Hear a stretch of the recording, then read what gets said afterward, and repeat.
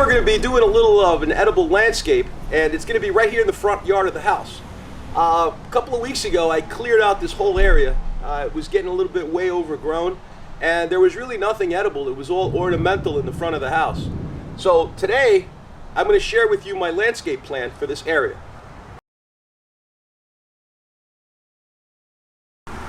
Fruits that are orange and then turn a nice red when they're ready to eat, and guess what? They actually taste like peanut butter.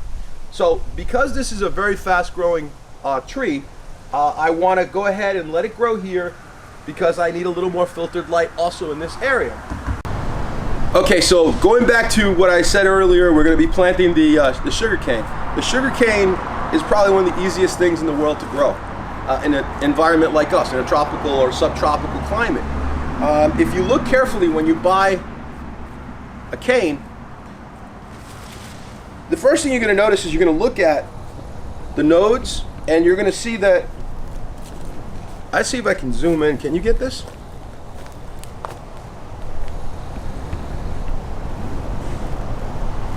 So you can see right along here you have roots already developing, and it's not even in the ground. So this node here, roots are going to develop over here. Here we go, we have roots developing right there. I hope you can still see that. And then if you look towards this end, you see a lot more roots. It's not even in the ground.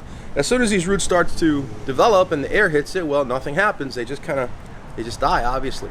So what we're gonna do is I'm gonna show you how we plant this, and probably in about 3 or 4 months, there'll be quite a bit of growth in that back area. And all right, so now here I have a trench that I've dug right along the edge of the wall, about 4 inches deep, and I'm gonna lay down the sugar cane with the roots that are already there pointing downwards, but it honestly doesn't really matter as long as you bury the nodes and just lightly cover the surface of the sugar cane. So we'll put them down here like this, lay them down, and then I'll go ahead and I'm gonna fill it all in, and then we're gonna mulch it over, okay? That's it, there's nothing else to really worry about, except water this thing in really good.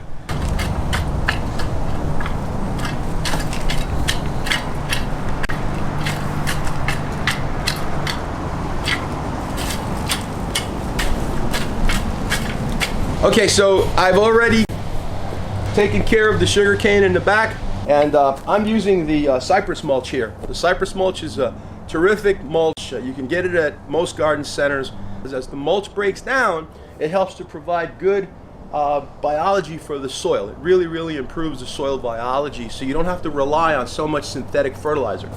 Let me just show you around back here. I'm gonna walk down to the end here, and I'll show you what we've done and work my way back. Let's come on down over here. So over here, this is the cassava. The cassava is also known as yuca. One thing about cassava, okay, cassava is an edible plant that I like to use because I'm somebody who eats it. I enjoy cassava. So from this plant, how much cassava am I actually going to harvest? Well, you know, this is more of a hobby than it is surviving off the food in my yard. But it's nice to know that you can grow something, and cassava is fairly easy to grow all year long. Now, it does take about 18 months from the time you have your cassava planted to the time that you could dig this up, get down there, and remove maybe, I would say, a couple of pounds, maybe 2-3 pounds of cassava at the most from a plant like this. A little less if you really aren't really taking good care of the plant. But you should be able to get 2-3 pounds of cassava from this, from the roots, okay? And even more, depending on how well you care for it. These are some marigolds. Now this whole area down here is gonna be full of marigolds. We just didn't have enough, I didn't get any, I've gotta put them in. So we're gonna put marigolds in this area. A lot of people actually plant marigolds in their garden, not only because they look real pretty and everything, but because they do help to repel some insects. Insects are always a challenge, and you just need to learn how to control them, and again, control them in the organic way. This is a great plant. This is actually a plant called Aloysia virgata. Aloysia virgata, the common name for this is sweet almond bush. This is an unbelievable, easy to grow, fun plant. Not something you're gonna eat, but something you can actually make tea from the leaves. And best of all, why I like this plant is because the flowers have a fragrance that is unbelievable, okay? Another reason I like it is because it loves to bring bees around the yard. Figs are self-pollinating. These particular types of figs are called common figs. So they're self-pollinating and you get the best figs from the almond fig. Now, over here,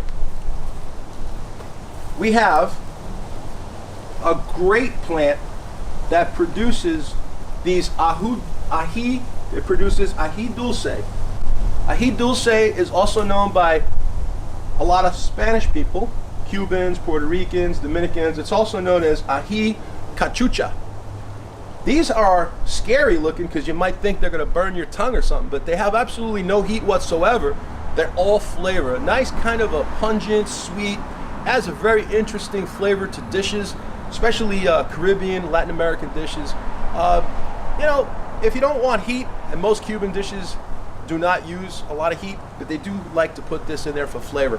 This is real easy to grow, and down here in Florida, South Florida, should be easy for you to grow in your landscape too. All right, so in this yard I also have a fun little tree. It's a very compact tree, easy to grow. It's called a Pitomba. Pitomba is a delicious little fruit. It's kind of reminiscent to the flavor of apricot.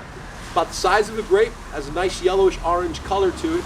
And once you have some growing on your tree, just grab a couple little seeds, plant them, and you can also grow a Pitomba. And in about 3 years, it's about a year old now, so in about 3 years, we should be seeing some nice little Pitomba fruits.